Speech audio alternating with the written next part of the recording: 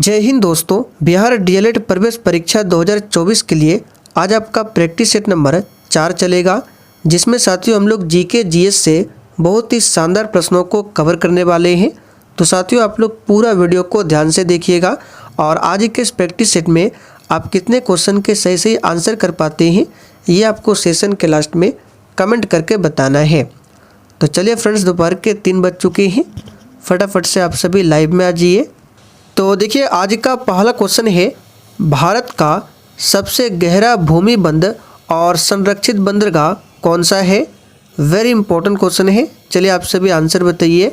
भारत का सबसे गहरा भूमिबंध और संरक्षित बंदरगाह कौन सा है।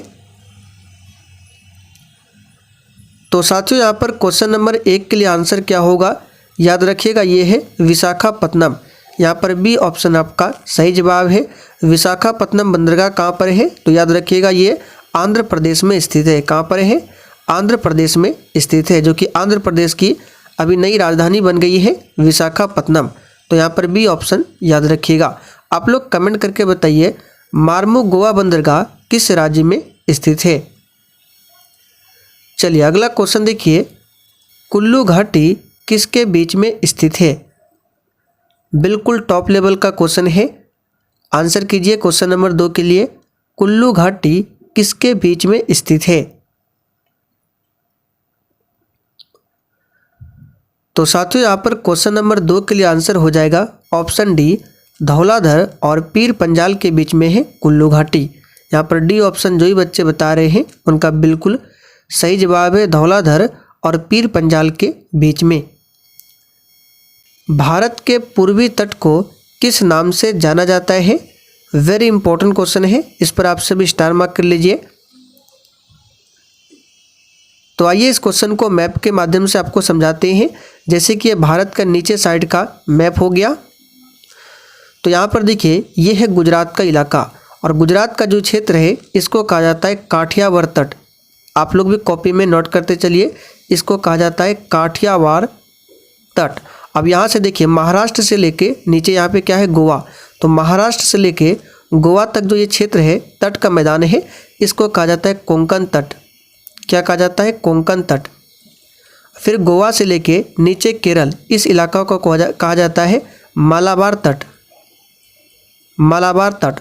और इधर फिर यहाँ पे देखिए तमिलनाडु, यहाँ पे क्या है, तमिलनाडु। तमिलनाडु से लेकर यहाँ पर आंध्र प्रदेश तक इस तट को कहा जाता है कोरोमंडल तट।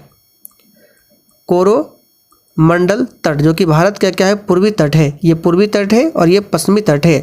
पश्चिमी तट को मालाबार तट, पूर्वी तट को कोरोमंडल तट कहा जाता है। तो यहाँ पे पूछा गया है पूर्वी तट, तो आंसर क्या हो जाएगा, कोरोमंडल तट, याद रखिएगा। आगे देखिए, भारतीय क्षेत्र में 2 ज्वालामुखी द्वीप कौन कौन सा है।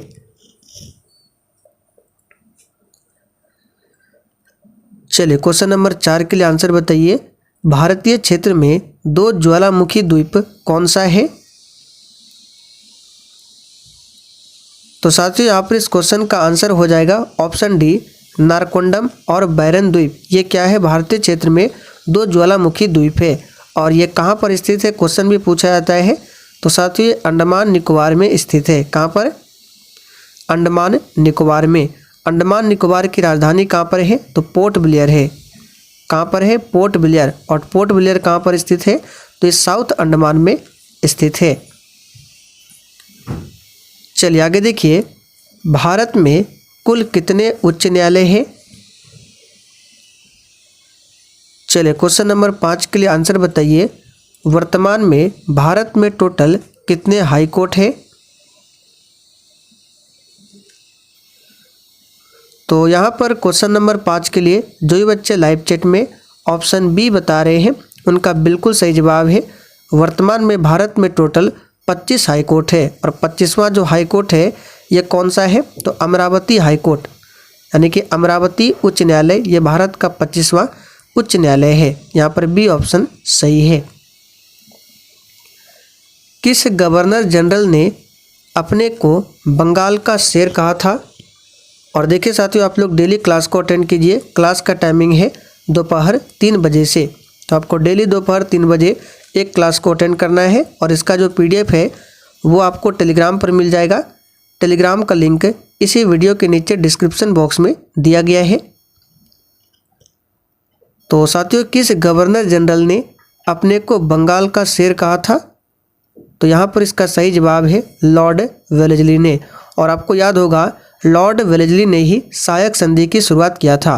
अंग्रेजों में सहायक संधि की शुरुआत किसने किया था? तो याद रखिएगा लॉर्ड वेलेस्ली ने। यहाँ पर ए ऑप्शन आपका सही जवाब है। और इसी के समय में याद रखिएगा कलकत्ता में फोर्ट विलियम कॉलेज की स्थापना भी हुई थी। ये क्वेश्चन पूछा जाता है।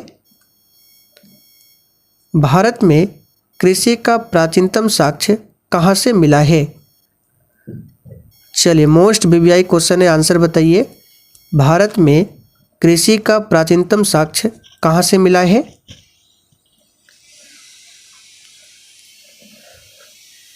सही जवाब है बी ऑप्शन, मेहरगढ़ से मिला है। याद रखिएगा कहाँ से मिला है? मेहरगढ़ से। निम्नलिखित में से कौन सी नदी पश्चिम की ओर बहती है? एक भी क्वेश्चन को स्किप नहीं करना है। ये सारे क्वेश्चन आपके एग्जाम के लिए काफ़ी ज़्यादा इम्पोर्टेंट है। निम्नलिखित में से कौन सी नदी है जो पश्चिम की ओर बहती है? तो देखिए, पश्चिम की ओर बहने वाली दो नदियां आपको ध्यान रखना है मुख्य रूप से, जो कि एग्जाम में पूछा जाता है। ये पश्चिम साइड हुआ, तो पश्चिम साइड में जो दो नदी बहती है वो है नर्मदा और ताप्ती। और ये नदी अपना जल जो है कहाँ पर गिराती है? तो इधर क्या है? अरब सागर है। अरब सागर में अपना जल गिराती है और ये एस्चुरी बनाती है। याद रखिएगा क्या? जो पश्चिम की ओर नदियाँ बहती है वो एस्चुरी का निर्माण करती है, और जो पूरब की ओर नदियाँ बहती है वो डेल्टा का निर्माण करती है। किसका? डेल्टा का। और यहाँ पे देखिए सी ऑप्शन में है गोदावरी नदी। तो गोदावरी नदी को वृद्ध गंगा भी कहा जाता है। इसकी कुल लंबाई 1465 किलोमीटर है और ये दक्षिण भारत की सबसे लंबी नदी है।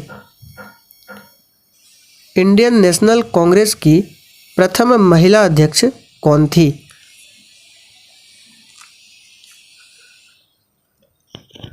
तो साथियों, इंडियन नेशनल कांग्रेस की प्रथम महिला अध्यक्ष की बात करें, आंसर हो जाएगा श्रीमती एनी बेसेंट। इन्होंने 1917 में कलकत्ता अधिवेशन की अध्यक्षता किया था। और इंडियन नेशनल कांग्रेस की प्रथम भारतीय महिला अध्यक्ष पूछे तब आपका आंसर हो जाता सरोजनी नायडू। इन्होंने 1925 में कानपुर अधिवेशन की अध्यक्षता किया था। पाकिस्तान शब्द का पहली बार प्रयोग किसने किया था? और देखिए साथियों, अगर आपको किसी भी प्रश्न में किसी भी प्रकार का थोड़ा भी डाउट होता है तो आप लोग तुरंत कमेंट करके पूछ सकते हैं।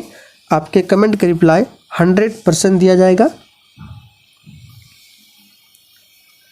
तो पाकिस्तान शब्द का पहली बार प्रयोग जो किया था ये किया था चौधरी रहमत अली ने। यहाँ पर सी ऑप्शन आपका सही आंसर है। पाकिस्तान की राजधानी कहाँ पर है?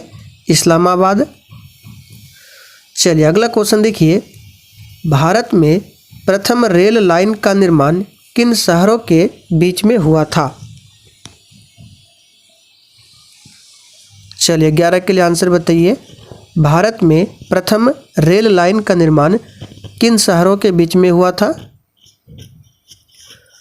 तो आसान क्वेश्चन है, बम्बई और थाने के बीच में। यहाँ पर बी ऑप्शन आपका सही जवाब है। भारत में पहली बार ट्रेन जो है 1853 में, याद रखिएगा किसके समय में? तो याद रखिएगा डलहौजी के समय में। डलहौजी के समय में, इसलिए भारत में रेलवे का जनक लॉर्ड डलहौजी को माना जाता है। व्यापार की दृष्टि से संसार का सबसे अधिक व्यस्तम महासागर कौन सा है? चलिए 12 के लिए आंसर बताइए। व्यापार की दृष्टि से संसार का सबसे अधिक व्यस्ततम महासागर कौन सा है? तो साथियों ये हो जाएगा आपका कौन सा? अटलांटिक महासागर। यहाँ पर सी ऑप्शन आपका सही जवाब है। विश्व का सबसे बड़ा महासागर पूछे तो प्रशांत महासागर है। विश्व में सर्वाधिक बर्फ किस स्थान पर पाई जाती है? ये तो सिंपल सा क्वेश्चन है, अंटार्कटिका महाद्वीप में। इसलिए इस महाद्वीप को श्वेत महाद्वीप भी कहा जाता है। पोर्ट ब्लेयर निम्न में से किस द्वीप पर स्थित है? देखिए, अभी हमने थोड़ी देर पहले आपको बताया था पोर्ट ब्लेयर किसकी राजधानी है, तो अंडमान निकोबार की राजधानी है। और ये कहाँ पर स्थित है? चले, बिल्कुल सही आंसर दिए हैं, दक्षिणी अंडमान यानी कि साउथ अंडमान में स्थित है पोर्ट ब्लेयर। किस वर्ग में जीवों की संख्या सबसे अधिक होती है? चलिए 15 के लिए आंसर बताइए। किस वर्ग में जीवों की संख्या सबसे अधिक होती है? तो याद रखिएगा कीड़े में। और साथियों, इस क्लास के साथ साथ आप लोग डेली शाम 7:30 बजे की क्लास को जरूर देखिए। ये क्लास आपको मेरे दूसरे चैनल पर मिल जाएगा। उस चैनल का नाम है दिवाकर स्टडी IQ। लिंक आपको डिस्क्रिप्शन बॉक्स में मिल जाएगा, आप लोग जाकर देख सकते हैं या फिर सर्च कर सकते हैं Diwakar study IQ। Class timing ध्यान रखना है, डेली शाम 7:30 बजे।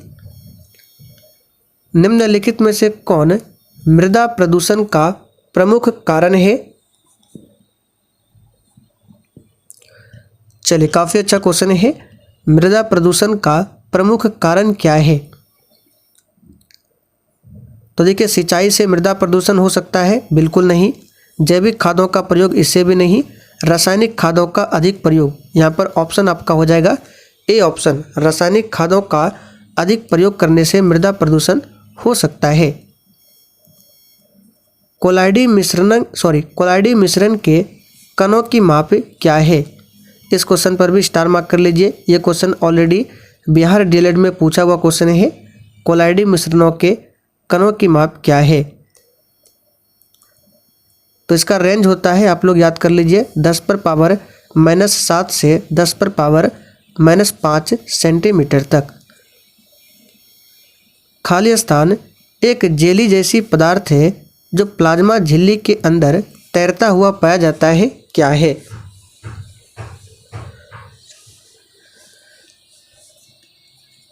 तो साथियों, ये क्या है? तो ये है साइटोप्लाज्मा, जो कि बी ऑप्शन में दिया हुआ है। साइटोप्लाज्मा। माइटोकॉन्ड्रिया को कोशिका का पावर हाउस कहा जाता है। आगे देखिए, आधुनिक आवर्त सारणी में तत्वों की व्यवस्था उनके खाली स्थान के आधार पर है। और अभी जो वर्तमान में आधुनिक आवर्त सारणी है, इसको तैयार किसने किया है? तो मोसले ने। तो यहाँ पर 19 के लिए जो आंसर हो जाएगा, ये हो जाएगा क्षैतिज पंक्तियों में परमाणु संख्या बढ़ने के क्रम में है आधुनिक आवर्त सारणी। किसी गतिमान वस्तु का विस्थापन समय ग्राफ एक सरल रेखा है, तब वेग क्या होगा? ये क्वेश्चन भी बिहार डीएलएड में पूछा हुआ क्वेश्चन है, स्टार मार्क कर लीजिए।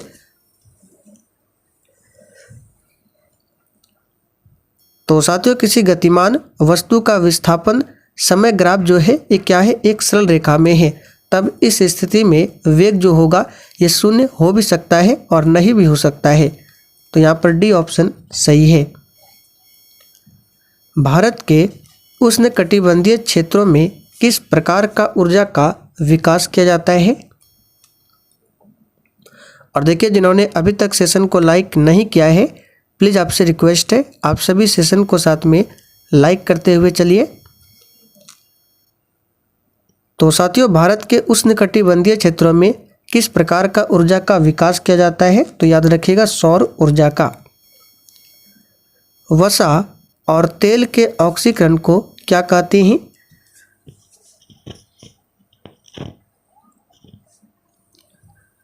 तो साथियों, वसा और तेल के ऑक्सीकरण को क्या कहते हैं? तो याद रखिएगा इसे विकृत गंधिता बोला जाता है।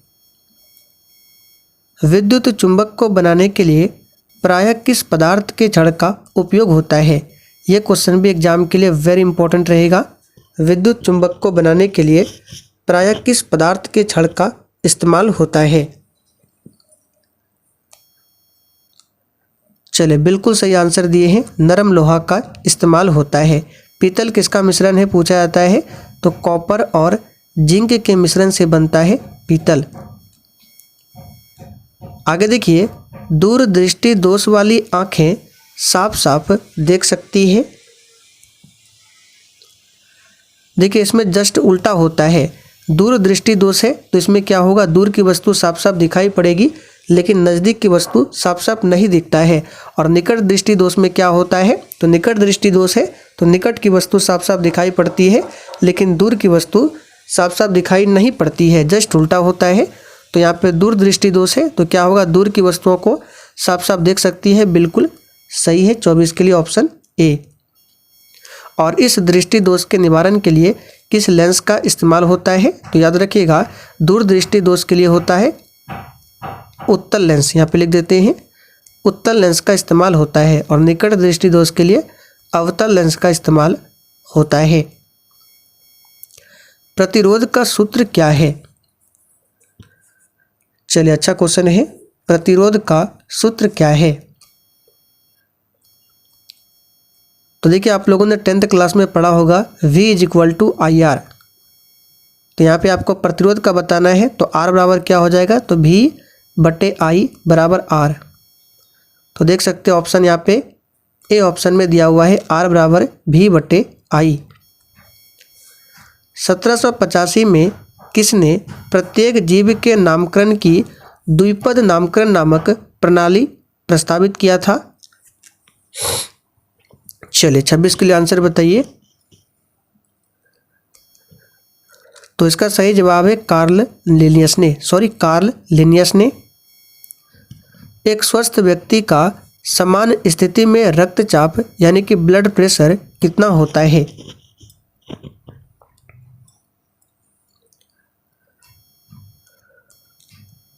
तो यहाँ पर जो भी बच्चे ऑप्शन ए बता रहे हैं उनका बिल्कुल करेक्ट आंसर है 120/80 होता है। रक्तचाप को मापने वाला यंत्र का नाम क्या है, तो स्फिग्नोमैनोमीटर। चलिए आगे बढ़ते हैं और यहाँ से क्वेश्चन ध्यान रखिएगा, पूछा जाता है ब्लड ग्रुप यानी रक्त समूह का पता किसने लगाया था, तो याद रखिएगा कार्ल लैंडस्टीनर ने। काफ़ी बार ये क्वेश्चन पूछा जाता है, रक्त समूह का पता किसने लगाया था, कार्ल लैंडस्टीनर ने, नाम याद रखिएगा। समजात अंग क्या है, चलिए 28 के लिए आंसर बताइए, समजात अंग क्या है। तो समजात अंग में क्या होता है, समान संरचना होता है लेकिन कार्य जो होता है वो भिन्न होता है। यहाँ पर डी ऑप्शन आपका सही जवाब है। निम्नलिखित में कौन सी धातु को गहने बनाने में प्रयोग किया जाता है, चलिए सोच समझकर आंसर कीजिएगा।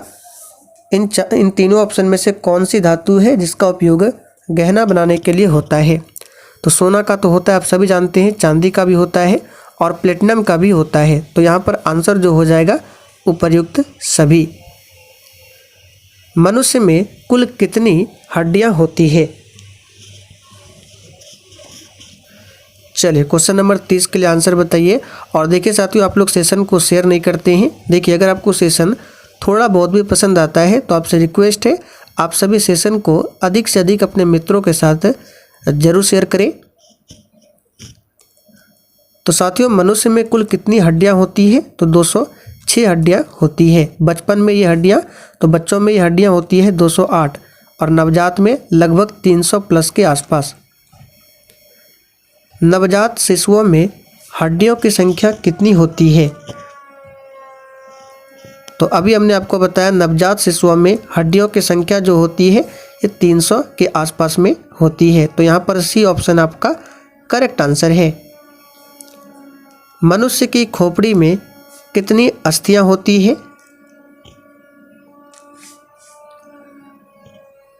तो देखिए इस क्वेश्चन को ध्यान से समझिए, इसका आंसर तो होगा 29। अब बताते हैं कैसे कैसे।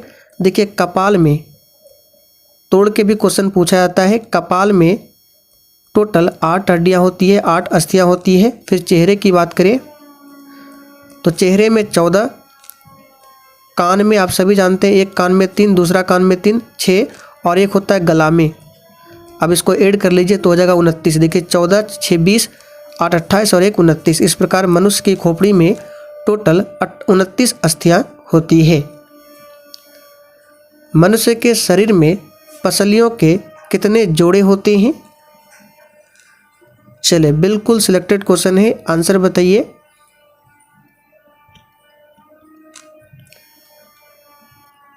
तो यहाँ पर जोड़ा पूछा गया है, जोड़ा में 12 और संख्या में पूछे तो 24, इसे ध्यान रखिएगा। मानव शरीर की सबसे छोटी हड्डी कौन सी है? तो प्यारे साथियों, मानव शरीर की जो सबसे छोटी हड्डी है यह स्टेप्स नाम की हड्डी, और ये हड्डी कहाँ पर पाई जाती है? तो ये कान की हड्डी होती है। और मानव शरीर की सबसे बड़ी हड्डी पूछे तो ये है फीमर, जो कि जांघ में पाई जाती है। और सबसे मजबूत हड्डी पूछे तो मैंडिबल है। कौन सा है? मैंडिबल, जो कि जबड़े में पाई जाती है। मानव शरीर की सबसे लंबी हड्डी कौन सी है? तो अभी हमने आपको बताया सबसे लंबी हड्डी का नाम है फीमर, जो कि जांघ में पाया जाता है। तो चलिए साथियों, आज के लिए इतना ही। अब आप लोग कमेंट करके बता दीजिए आपने आज के इस 35 क्वेश्चन में कितने क्वेश्चन के सही आंसर दिए हैं।